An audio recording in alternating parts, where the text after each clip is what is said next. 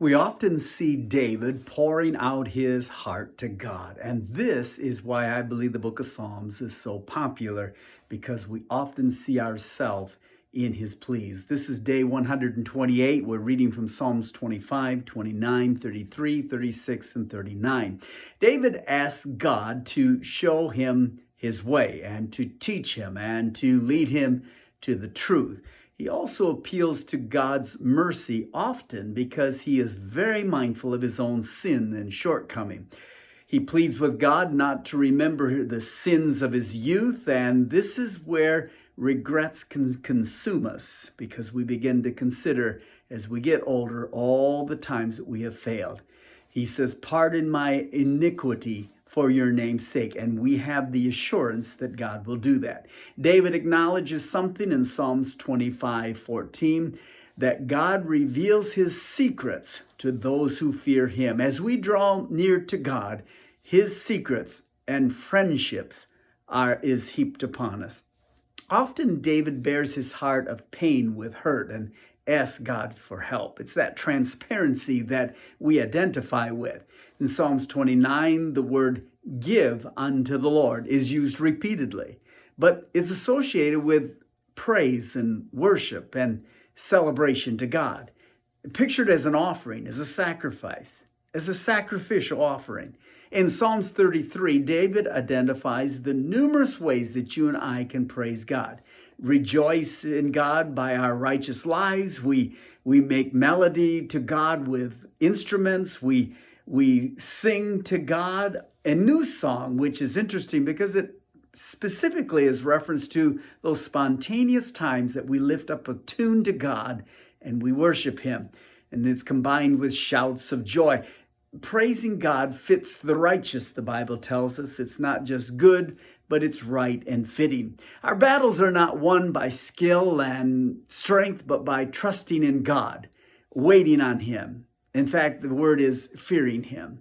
Psalms 36 identifies the nature of wicked people. There's no fear of God. In fact, there's not even a mention of God among the wicked.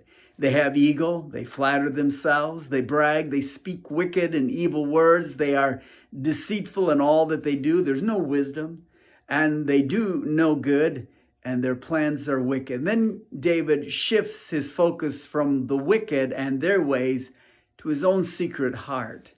And with you, he says, is the fountain of life. Extend your loving kindness to me, David says. Keep me from pride and wicked traps. O Lord, pardon my guilt, for it is great. David acknowledges the realities of wicked people. They're all around him. It's reminded of it constantly, but sees his own faults and his own sins. He appeals to God for mercy and forgiveness.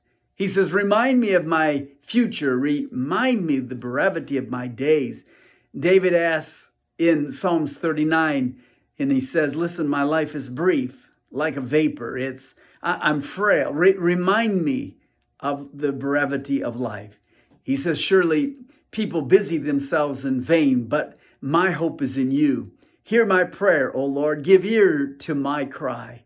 David's humble reflection is what keeps him right before God, and God is drawn to his heart. All of this gives us a broad perspective on what God is looking for in a man after God's own heart. And so when we look at a man who's honest, who confesses his struggles, his battles, his previous youthful sins, and then he calls out to God for God's mercy and his forgiveness and kindness, and that's combined with his spontaneous praise and worship. David, who just would lift up songs and so many psalms that we have that have become melodies of praise to God. All of this is that which it inspires us and reminds us of the importance of keeping our focus and our attention entirely upon God. We, like David, as we watch him pouring his heart out to God, this becomes an inspiration to us to do likewise in our own life. It is that kind of a heart that attracts God.